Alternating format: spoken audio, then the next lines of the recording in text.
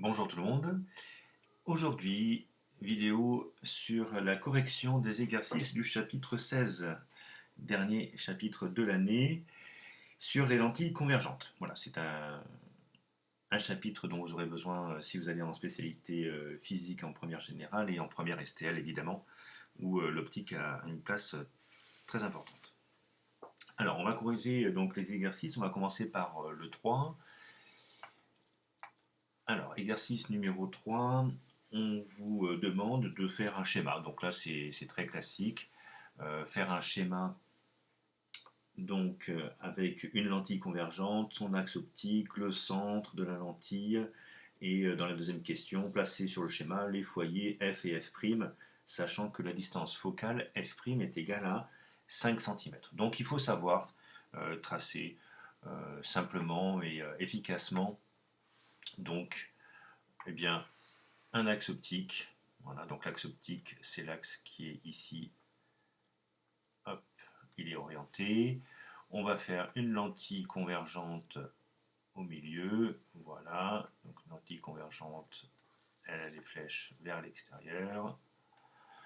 Le centre optique, du coup, il est là. C'est l'intersection. Et il faut, ça c'est la première question, et dans la deuxième question, il faut placer donc f' et f, qui sont les foyers image et objet. Et l'indication, c'est que f', distance focale, est égale à 5 cm. Et donc, ça, c'est égal à la distance entre O et f' dans le sens donc, de parcours. Donc, de O à f', alors là, je n'ai pas de règle, mais vous mesurez. Et hop, là, ça fait 5 cm ici. Et donc là, ça va être le foyer image f'. Et on sait que f est le symétrique de f' par rapport à O. Donc si vous avez 5 cm ici, vous allez avoir 5 cm ici aussi. Alors je le fais un peu à vue d'œil. Hein. Vous avez une règle, vous pouvez le faire. Voilà. Et donc ici, vous avez 5 cm. Et là aussi, vous avez 5 cm. Voilà pour l'exercice 3. Exercice 5, c'est pour tracer des rayons, j'imagine. Voilà, donc vous avez une lentille, vous avez donc les foyers objets F, foyer image F', le sens de propagation de la lumière, et il faut déterminer l'image de cet objet AB. Alors évidemment, eh ben, il faut tracer des rayons, donc on va tracer des rayons caractéristiques. Alors un des premiers rayons caractéristiques, c'est le rayon qui passe par le centre optique, il n'est pas dévié. Voilà, donc ça c'est un rayon. Ensuite, deuxième rayon, c'est le rayon qui arrive parallèlement à l'axe optique. Voilà. Il va ressortir. Oula, on y arrive. Il va ressortir en passant par le foyer image. Et le rayon ici qui passe par le foyer, là, ici, hop, comme ça, il va ressortir parallèle.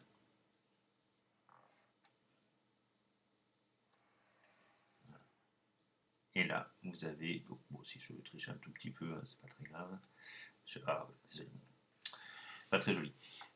J'ai lâché trop tôt. Donc en fait, là, il est, voilà, en fait, le point d'intersection, on va dire qu'il est par là. Vous, avec votre règle, vous faites ça beaucoup, oh là là là, c'est moche, beaucoup plus joli, voilà. Et ici, vous avez donc A', B', l'image de AB. Donc là, ces trois rayons, il faut les connaître parfaitement et savoir les refaire, mais c'est pas très compliqué. Exercice numéro 6. Alors, dans cet exercice-là, il y a des calculs à faire. Premier calcul, il faut exprimer la valeur absolue du grandissement à l'aide des notations du schéma. Donc, on a vu que gamma, c'est égal la valeur absolue du grandissement, exprimer la valeur absolue du grandissement à l'aide des notations du schéma. Ok. Bah là, on va prendre ce qu'on a vu dans le cours. Alors, on a vu donc la formule de gamma, donc ça c'était à la fin du chapitre. Donc là, je suis en train de reprendre le cours. Et on a vu que gamma, c'était égal à A'B' sur AB. Et c'est égal aussi à OA' sur OA. Donc on va le calculer de deux manières différentes en regardant sur le schéma. Donc premier calcul avec A'B' sur AB. Donc A'B' sur AB. Et ça c'est égal donc à 1,5 si on regarde bien l'échelle, divisé par 1,5 et ça nous fait 1. Et si on prend gamma qui est égal à OA' sur OA, là c'est plutôt du 6 divisé par 6, donc c'est aussi égal à 1. Donc valeur absolue de gamma est égale à 1, c'est-à-dire que l'image n'est pas agrandie. Elle est exactement de la même taille que l'objet. Voilà pour l'exercice numéro 6. Alors, exercice numéro 7, maintenant, là aussi, on vous parle de gamma et on vous dit que pour certaines lentilles avec un objet, donc on a gamma qui est égal, la valeur absolue de gamma égale à 0,80. Alors cette année, en seconde, on voit la valeur absolue de gamma, vous verrez l'an prochain, sans la valeur absolue. Donc, si gamma est égal à 0,80, on vous demande est-ce que l'image est plus petite ou plus grande que l'objet. Voilà. Donc là, il faut revenir à la taille de l'objet, et la taille de l'objet, c'est la formule A'B' sur AB. Et ça, c'est égal à 0,80. Donc, si on essaye de prendre cette équation-là, on a donc l'image A'B' qui est égale à 0,80 fois l'image de AB. Donc évidemment, l'image A'B' est plus petite que AB. Donc ça, on peut le dire, A'B' plus petite que AB. Voilà. Deuxième question, calculez alors la taille de l'image pour un objet de 5,1 cm. Donc on va appliquer cette formule-là.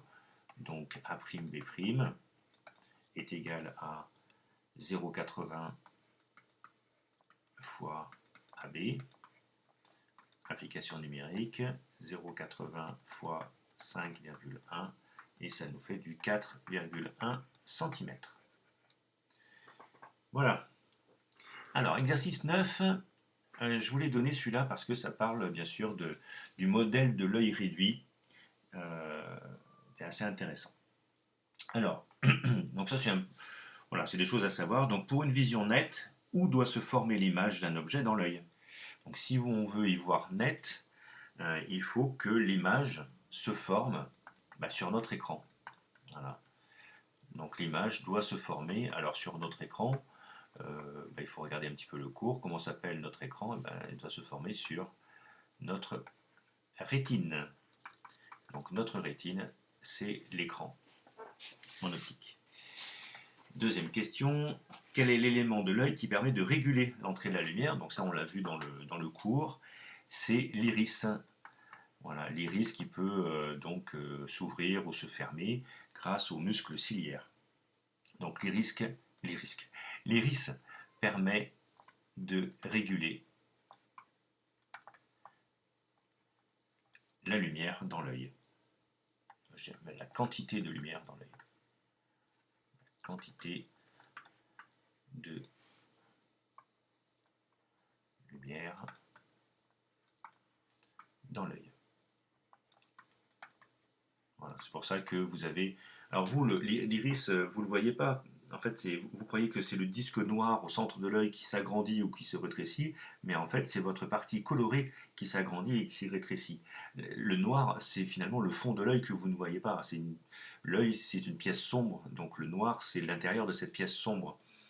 Donc quand vous voyez, par exemple, vous êtes un peu dans la pénombre et puis tout d'un coup vous allumez la lumière, vous pouvez très bien faire l'expérience devant une glace, vous vous cachez les yeux et tout d'un coup, hop, vous ouvrez les yeux, et vous regardez ce qui se passe dans votre œil. Et là, vous avez donc l'iris qui va se contracter parce qu'il y a trop de lumière d'un coup, donc il va baisser la quantité, il va diminuer la quantité de lumière dans l'œil parce que bah, ça nous éblouit, tout simplement. Donc ça, vous pouvez faire l'expérience chez vous, c'est assez magique. Et donc, quel est le rôle de l'ensemble des milieux transparents de l'œil? Donc, il y a tous ces, tout ce qu'il y a donc, dans l'œil de transparent. Donc, on parle là de la... Alors, du cristallin, bien sûr, de la cornée et de l'humeur vitrée. Donc, tout ça, ça joue le rôle pour l'optique hein, de la lentille convergente. Donc, c'est elle qui va permettre de faire ce qu'on appelle une accommodation, c'est-à-dire de faire la netteté de ce que vous regardez. Allez, on passe à l'exercice 11. Dans cet exercice 11, justement, on va regarder les défauts de l'œil. Donc là, on a un œil réduit qui est hypermétrope et qui n'est pas corrigé. Voilà. Première question, il faut donc, sur ce schéma, trouver la position de l'objet AB, donc l'image A'B'. Donc toujours pareil, on va essayer, je vais essayer d'être le plus précis possible. Voilà. Donc on va faire un rayon qui va passer par le centre optique et qui va sur la rétine. Voilà.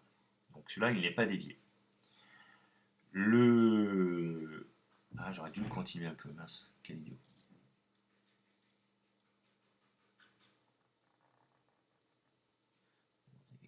C'est pas trop mal. Voilà. Ensuite, on va faire un autre rayon qui passe par le foyer objet et qui va ressortir parallèle. Parallèle, on va dire un truc comme ça. Voilà. Voilà. Et on va faire le rayon qui arrive parallèle. Presque parallèle, voilà. Et bien lui, il va ressortir, voyez, par le foyer. Je suis pas loin d'être bon. Et donc, qu'est-ce qui se passe ici? Donc là, voilà, on a refait ça. Et donc, dans la deuxième question, il faut montrer que ça correspond bien à un œil hypermétrope. La définition d'un œil hypermétrope, c'est que l'image A'B', elle se forme après la lentille, la rétine. Donc ça, c'est la question 1, si vous voulez. Les questions 2 ici, eh bien, l'image se forme après. Donc l'image se forme après la rétine. Donc, ce qu'il faut savoir, c'est que l'image nette, elle est à l'intersection des rayons. Voilà. Le problème, c'est que la rétine, elle est juste avant. Donc nous, on voit ce qu'il y a ici, là. Voilà, on voit ça. Et ça, ces rayons-là, ben, ils ne se croisent pas sur l'écran, donc sur la rétine. Et s'ils ne se croisent pas pile sur la rétine, eh bien, on voit une image qui est floue. Donc, il faut corriger ça. Alors, on va passer donc à la question d'après. Question d'après, prendre le schéma B, donc là je vous l'ai remis ici, et il faut, voilà, donc on a tout fait pour justement avoir une image A'B' qui se forme sur la rétine, et donc d'y voir clair. Alors comment faire pour retrouver les foyers? Et bien là aussi, c'est pas très compliqué, il faut donc refaire les rayons, donc on va faire ah ben ça c'est pas ça. Hop, voilà. Donc le rayon qui passe par l'origine, bon celui-là on n'est pas obligé de le faire, mais enfin on va le faire quand même, voilà. Donc il passe par l'origine et qui arrive en B', voilà. Ensuite, le rayon qui va arriver parallèlement à l'axe, il va aller sur B' aussi, voilà. Et le rayon qui est parallèle, qui sort parallèle, voilà. Hop. Il va revenir ici en B. Voilà. Et là, en fait, si c'est à peu près sympa, vous avez ici l'intersection de ce rayon-là et celui-là. Et bien ici vous avez F' et là vous avez F. Voilà, et si on regarde en fait si on regarde ces positions f et f' par rapport au premier schéma, eh bien on peut répondre à la question 4 qui est les résultats précédents sont-ils en accord avec la phrase en italique? Eh bien oui, parce que on voit que la distance focale, c'est-à-dire la distance entre O et f', elle est plus petite. Elle est plus petite. Et ça explique la phrase que l'ensemble se comporte comme une lentille convergente ayant une distance focale plus petite que celle de l'œil. En fait, la distance entre O et f', elle est plus petite ici que pour le schéma numéro A. Voilà pour l'exercice 11. Alors, exercice numéro 17. Exercice numéro 17, vous avez donc ce schéma. Il faut reproduire et compléter le schéma pour trouver la position de l'objet AB donnant l'image A'B' sur cet écran. Donc c'est exactement ce qu'on vient de faire. Donc on va le refaire. Alors on va partir d'ici. On va tracer donc les trois rayons caractéristiques. Voilà, donc le premier qui passe par le centre optique, lui n'est pas dévié. Voilà. Celui qui passe, qui sort parallèle, il va ici passer par le foyer objet, voilà. Et celui qui passe là, c'est à peu près, hein. Il va ressortir parallèle. Ouais, bon, pas terrible, terrible. Voilà, donc l'objet, il est là, ici. Tiens, je vais le faire en violet.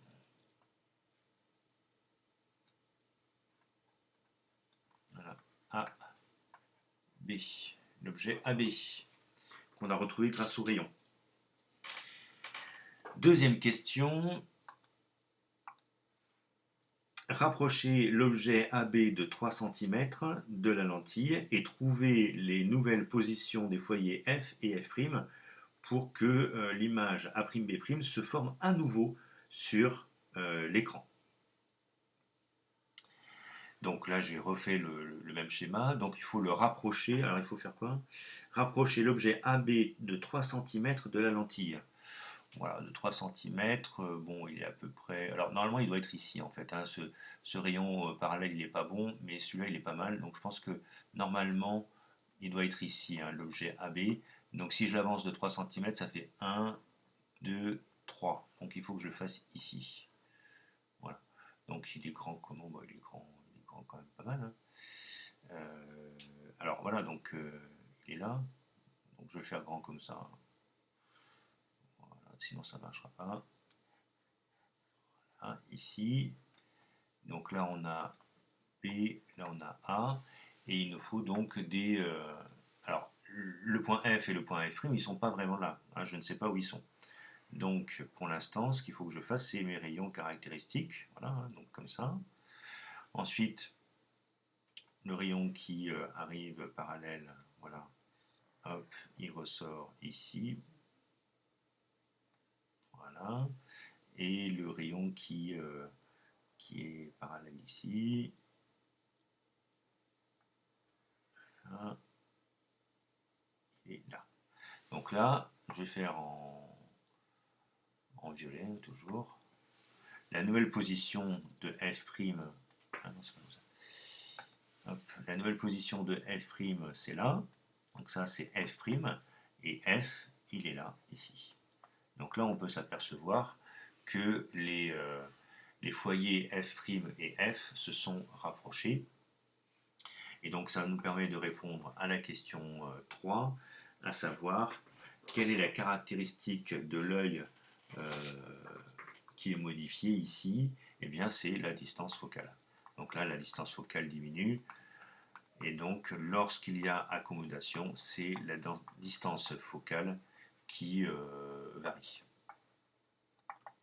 Donc, la distance focale varie lors de l'accommodation.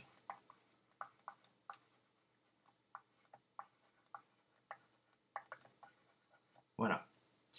Et enfin, on va terminer cette année avec l'exercice numéro 18 sur le vidéoprojecteur que vous avez en classe.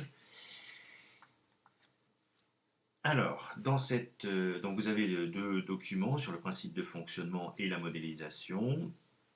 Dans la première question, on vous dit que gamma, valeur absolue de gamma, est égale à 114. Qu'est-ce que ça veut dire? Eh bien, tout simplement que l'image est agrandie 114 fois. C'est beaucoup, hein. L'image est agrandie 114 fois. Voilà ce que ça veut dire. Deuxième question. Dans le vidéoprojecteur, l'objet a une taille de 14 mm. Calculez la taille de l'image de l'écran. Toujours les mêmes formules. Gamma est égal donc à A'B' sur AB. Donc, A'B' est égal à valeur absolue de gamma fois AB. Et ça, c'est égal donc à 114 fois 14 mm, ce qui nous donne une valeur de 1596 mm, c'est-à-dire à peu près 1,60 m. Ce qui est aussi beaucoup, d'ailleurs. Un grand vidéoprojecteur, un grand écran. Et enfin, troisième question. Comment l'objet doit-il être orienté dans le vidéoprojecteur pour avoir une image à l'endroit pour le spectateur? Eh bien, l'objet doit être renversé. On le voit sur le document B avec la modélisation. L'image et l'objet sont renversés l'un par rapport à l'autre.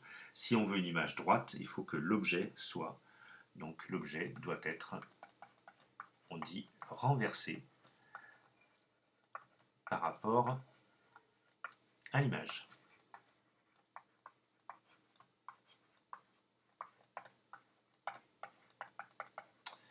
Voilà. Voilà pour les exercices de cette année. J'espère que cette continuité pédagogique vous a plu. J'ai beaucoup aimé faire cette année avec vous et je vous souhaite de réussir l'an prochain. Voilà, à bientôt.